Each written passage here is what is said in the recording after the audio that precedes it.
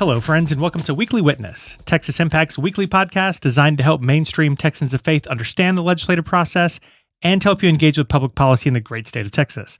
My name is Scott Atnip, your host and Texas Impact's Director of Public Witness, and we are recording this on Wednesday morning after spending the evening watching election results from around the country come in. Here in Texas, we had the constitutional amendment elections, some special elections, and many of our communities had local elections and ballot initiatives. And I know folks have a tendency to get more geared up for the statewide and the federal elections, but local races and good public policy matter. And so we're excited to welcome Texas Impact's outside legislative counsel, Beaman Floyd, back to the program to talk about the election results and where we go from here in the legislative calendar. We hope at some point the legislature will have some interim work for us to focus on, and the candidate filing deadline for Texas races is coming soon, so primary season will soon be upon us. And we have a lot of work in the next year leading up to the legislative session in 2027, and Texas Impact has you covered with tools and resources to help you get organized and engaged. Learn more at texasimpact.org. But for now, I hope you enjoyed this week's conversation with Beaman Floyd.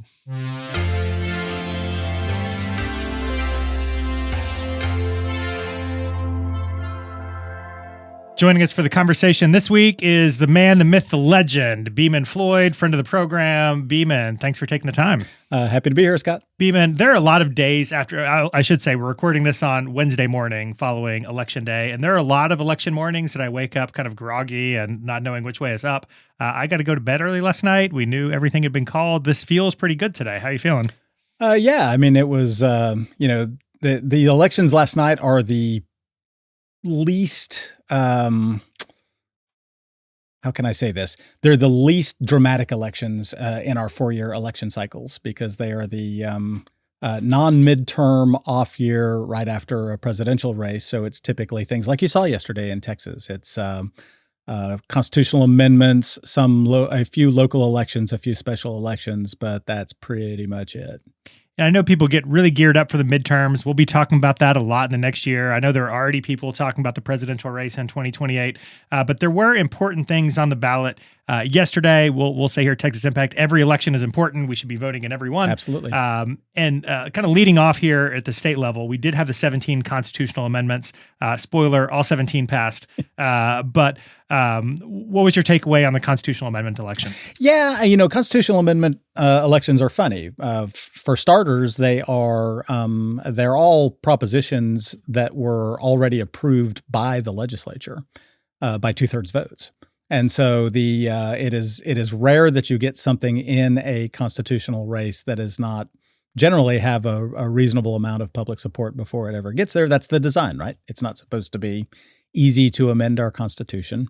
Our Constitution has been amended somewhere around 550 times since 1876, which seems like a lot, but if you sort of divide that by legislative sessions, it's not too many amendments on average per year. So 17 was actually a lot.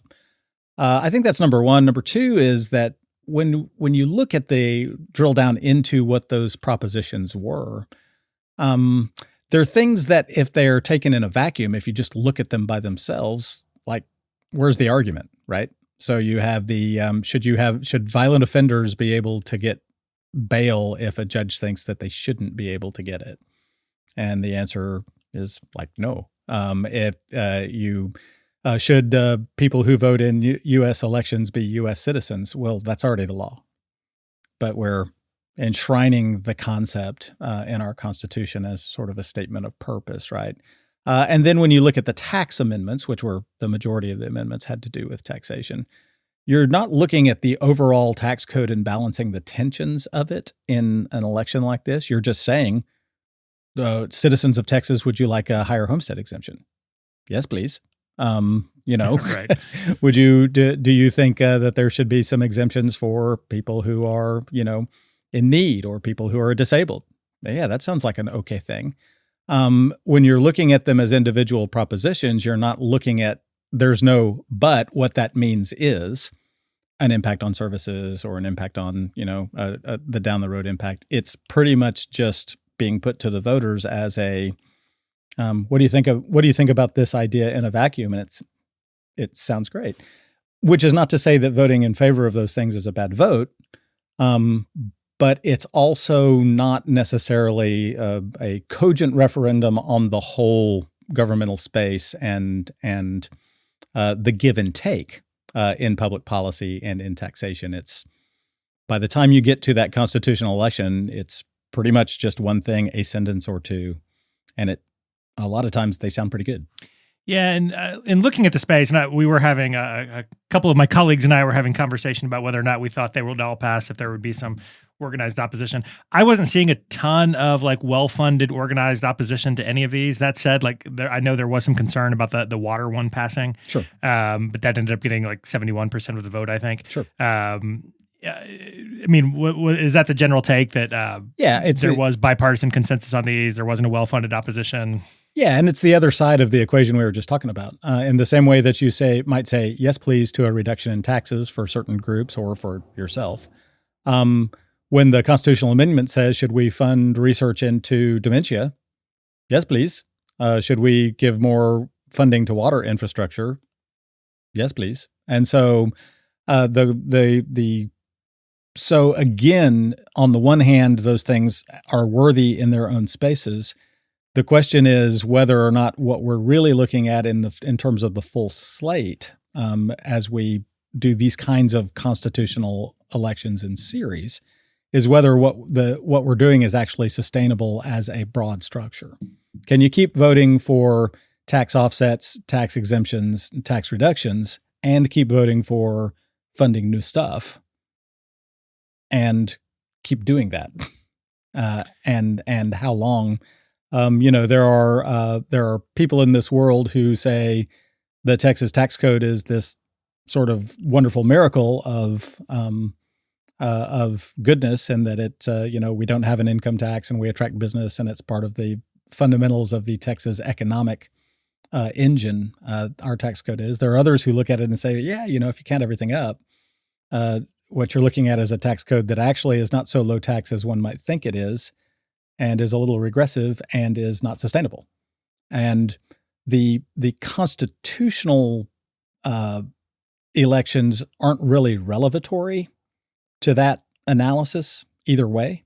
It's the actions of the legislature and the public policy discussion of the entire state budget and the entire state revenue that is really meaningful. So again, I think I know for a fact from our conversation, Scott, that you predicted that those 17 would pass. Congratulations, you get it. Yay. But it's so whatever the bet was, enjoy that hamburger or whatever. But I think that part of what we can say is, okay, we had those elections. We confirmed some stuff that was already true in the law. We created some tax exemptions. We confirmed the legislature's intent to give a property tax break to a broad number of Texans in a space in that increase in the homestead exemption, which is a little more progressive than ordinary.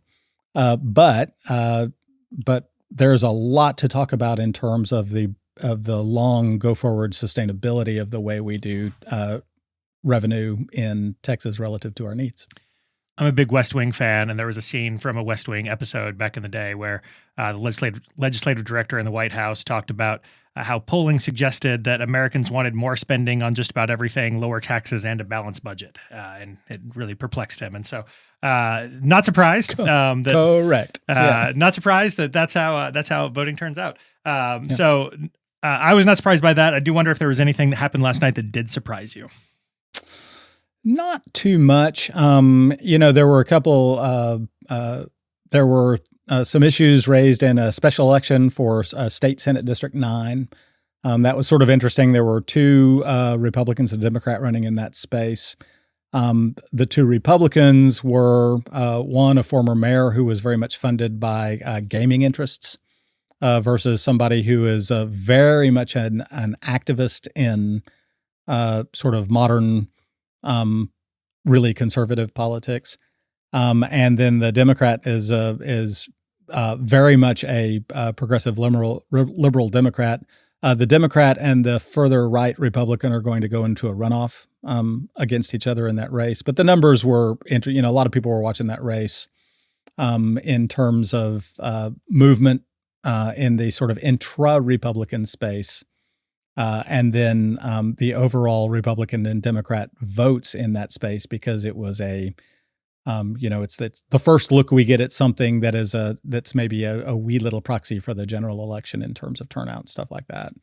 And so that was an interesting race to watch. It is highly likely that the Republican in the runoff will win that race going away.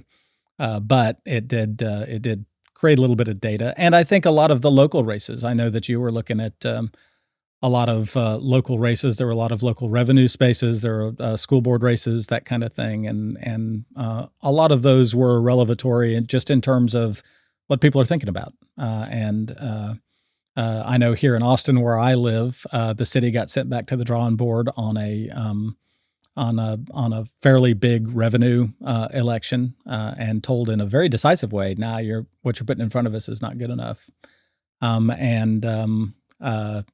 So the sort of the temper of the state being tested at the local level is interesting to look at, and there's a lot of analysis to do about those local races and where things landed. Yeah, you mentioned it, so I'll say a word. I grew up in Cy-Fair ISD and have not been happy over the course of the last few years that Cy-Fair ISD continues to make national news for kind of Christian nationalist or anti-public education statements that the board has taken. And so there were 3 pickups there from the pro-public education faction there, and a lot of really great organizing that went into that. So I think that's something our public school defenders will probably be talking about over the course of the next week or two, that local activism can make a difference. And I do think there are communities that do support our public schools, and it just takes putting the work in to make sure that we're supporting candidates at every level who do support our public schools. And so as a Cy-Fair ISD alum, that one did make me smile last night before I went to bed. Yeah, and I would say one more thing in terms of the elections overall, and this actually dips into the national space about them. There were elections that went, lots of different directions, and in the United States, to the extent that anyone, and I would lay this at the door of the President of the United States, continues to say if an election result did not comport with our desires, then the election was rigged or fraudulent. Win, lose, or draw, elections are elections. If we're going to be committed to being people in a democracy, there are a lot of people in Texas who see the way elections go in Texas and the hegemony of the Republican Party over the past 2 decades more now, and say, we like that result or we don't like that result. But dadgummit, it's a democracy. Our commitment to the Constitution, our commitment to a democracy, is to live in the result and to be a loyal opposition if elections don't go our way, and to be understand that that our elected officials represent everybody, including the people who didn't vote for them, if elections do go our way. And so I would admonish everybody who has a commitment to our purpose.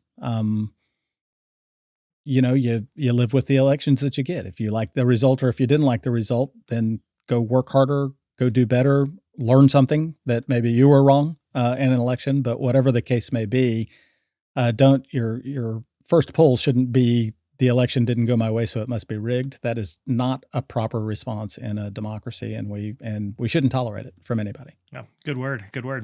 That said, I think that leads into the next thing I want to talk about, which is turnout in this last election. Disappointingly low in Texas. I think maybe there weren't high-profile, candidate-driven elections in many of our communities. It was about local referendums in a lot of cases, the constitutional amendments, local elections. But I think I saw the number was like 8% turnout, which kind of tracks. I think I heard a podcast last week that said these typically range between like 8 and 15 or something like that in these off-year elections. But any word about an 8% turnout here in Texas? Yeah, I mean, everybody was sort of hoping for 12, and somewhat disappointed. Good news for 12, yeah. Well, and it illustrates something that's sort of interesting in our body politic these days. I've got a sports radio guy I listen to in the mornings here, and I've tuned in to hear about the chaos of LSU football, as I always do.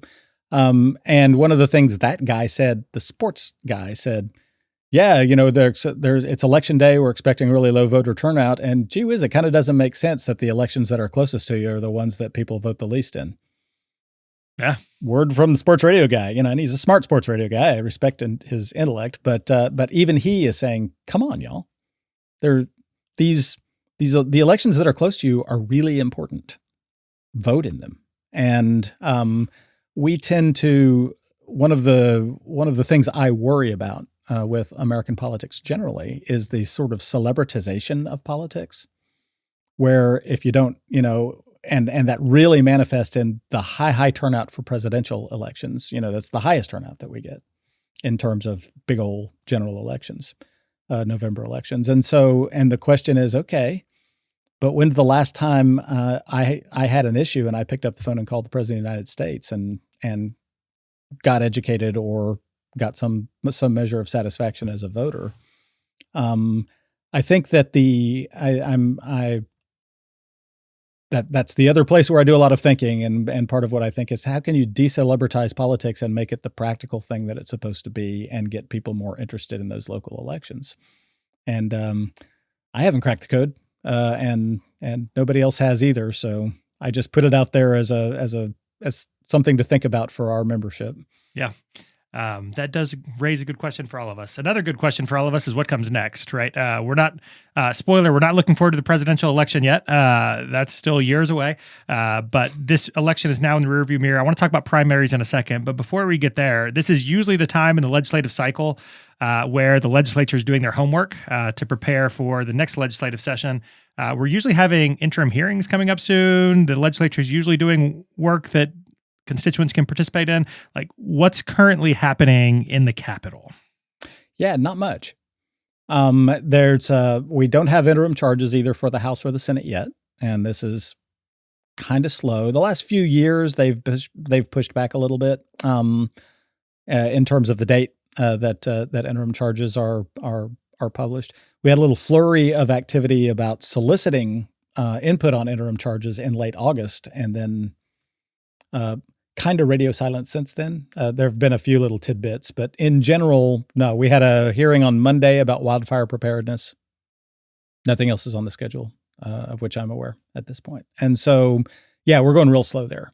The number that everybody should have in their, or the date that everybody should have in their head at this point is December 9th. And because that's the next thing. December 9th is the filing deadline for the primary races that are going to take place in March 2026 for us. And so a lot of the political energy in the Capitol and a lot of the people who are running for different offices in a particular way and the movement is focused on that date, because people are going to know whether they get an opponent or not. People are going to know whether they get a higher quality opponent or not by that time. We'll see if some people who have been trying to run for something else say, this isn't working out, I'm going to withdraw and just file for the office that I'm currently in. So it's we will know a lot more about the world, and the sort of temperament and energy will change after December 9th. And that's not a date that a lot of people, Texans are really know anything about. It is just a critical date on the inside of politics. Because it means so much in terms of the framing of things like interim charges, that you don't want to publish an interim charge. Sometimes the political wisdom is don't publish an interim charge before the filing deadline, because if you do, it gives somebody who might want to run the bully pulpit to go and test the waters for free in a public forum.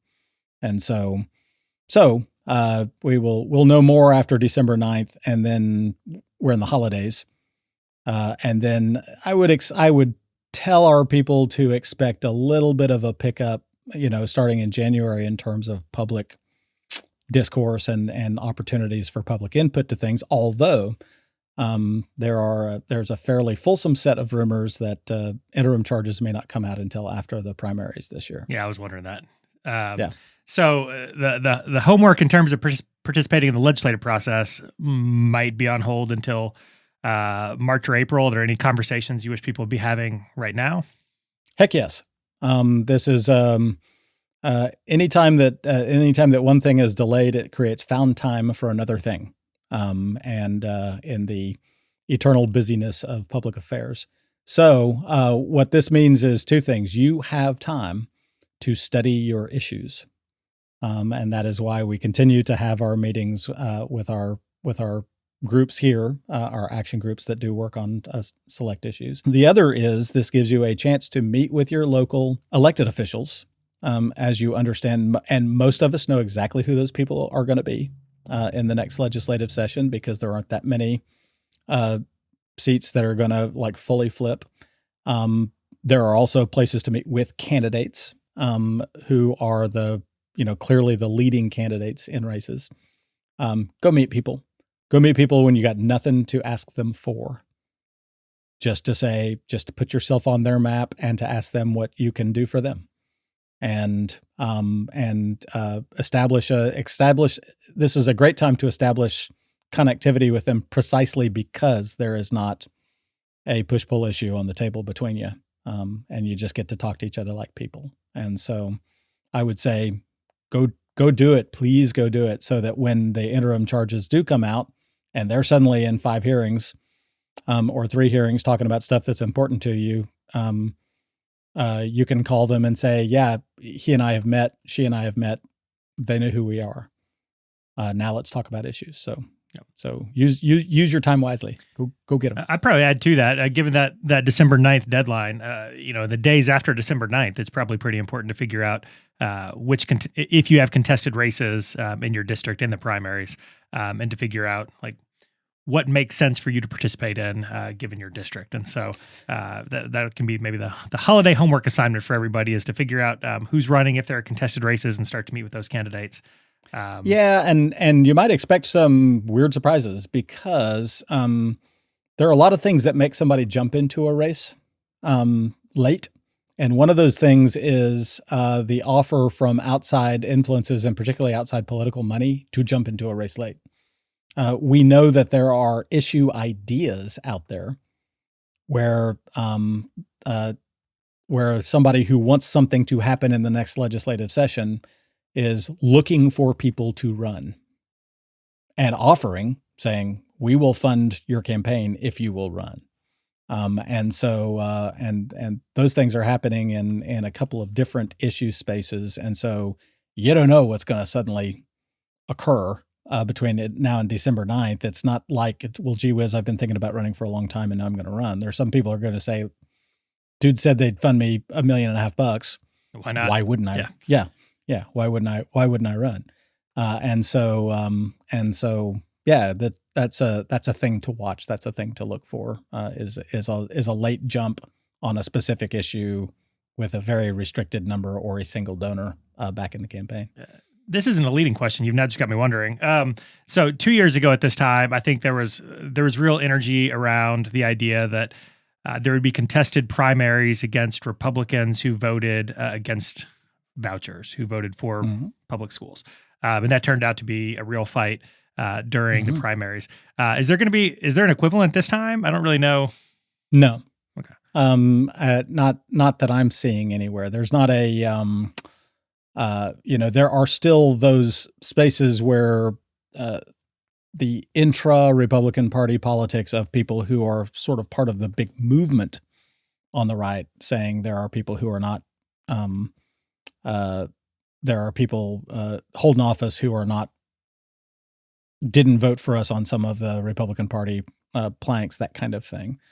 This is more about, but now what I'm seeing in terms of energy are things that are sort of big issue things that are not necessarily topical to the culture war. Probably the biggest among them is gaming or gambling. And just to educate us, because I used to work on this in Louisiana back in the day, gambling is illegal, gaming is legal.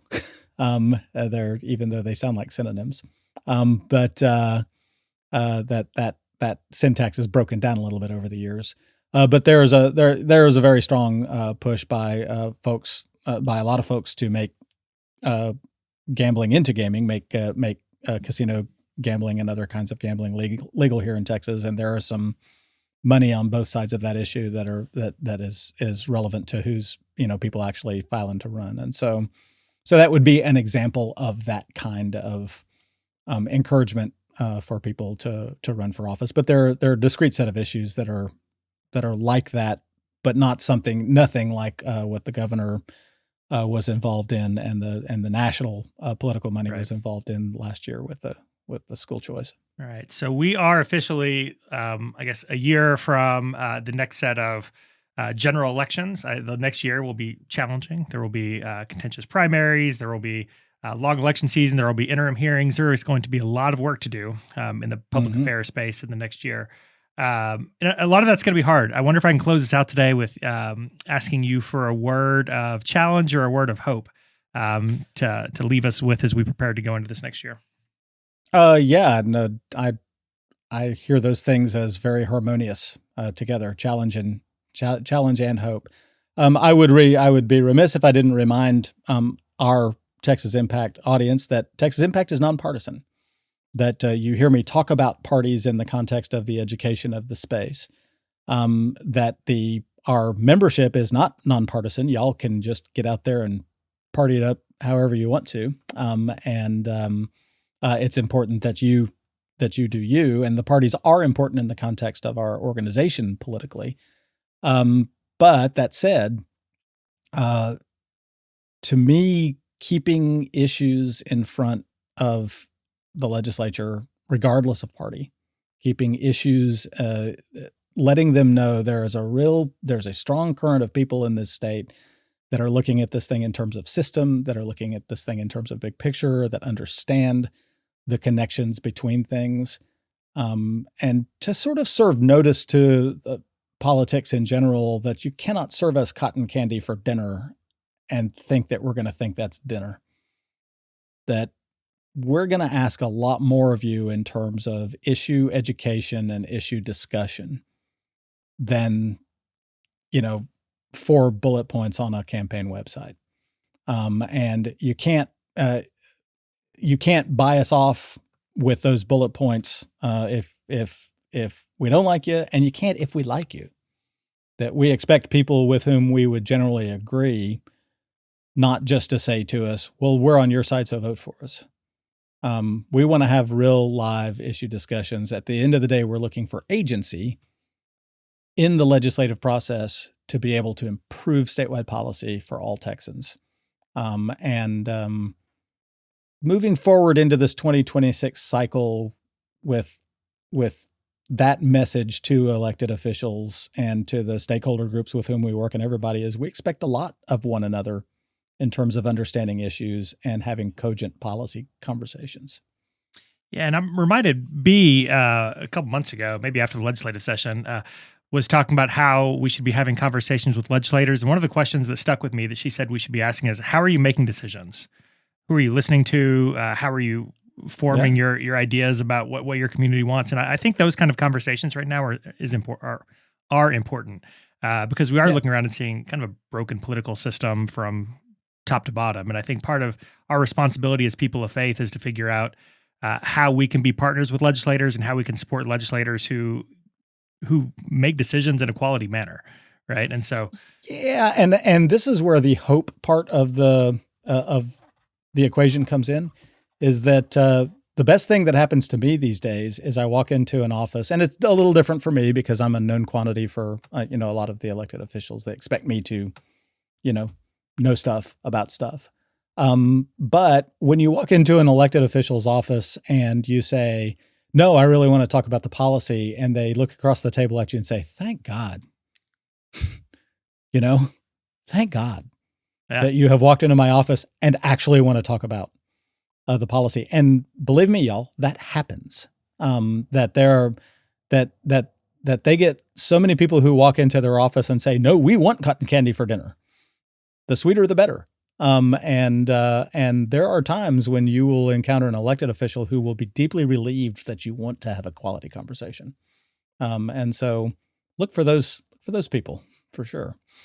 All right. I'm now hoping my children aren't listening to this and have a desire for cotton candy for dinner because kids were not having that. But Beaman, really appreciate the time. Thanks for all you do, and good luck over the course of the rest of this interim. You bet, Scott. My pleasure. Thanks again. I want to thank Beaman for joining us and thank you for tuning in. I know there's a lot of policy work to do between now and then, but I am already thinking about the next elections, both the primaries and the general election next year. I guess that's what happens the morning after an election. But I do hope that you're also already thinking about how you can organize in your local community and encourage voting, because the 8% turnout in this week's election was really bad. And I hope we all expect a lot more out of the elections next year. And of course, Texas Impact will have resources to help you with that work, as well as the conversations we know that you're going to be having with elected officials and candidates. Check out Texas Impact's Texas Faith Votes campaign, join one of our issue teams, and then encourage your congregation to get involved in the work with you.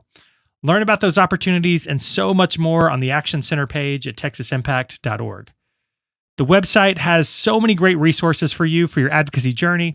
So spend some time at texasimpact.org and then check out our Substack and all of our social media channels, including the Ledge TV playlist on our YouTube channel, which is a great resource to help you share the story of what's happening. While you're on the website, I hope you'll take a moment to sign up to be a member of Texas Impact. Your membership supports this podcast and all of the work to engage Texans of faith to advocate for a more just and equitable Texas. It's a very effective and affordable way to put your values into action. So with that, I think it's time to close out this episode. So remember, the world needs Texans of faith active and engaged. So let's get to work.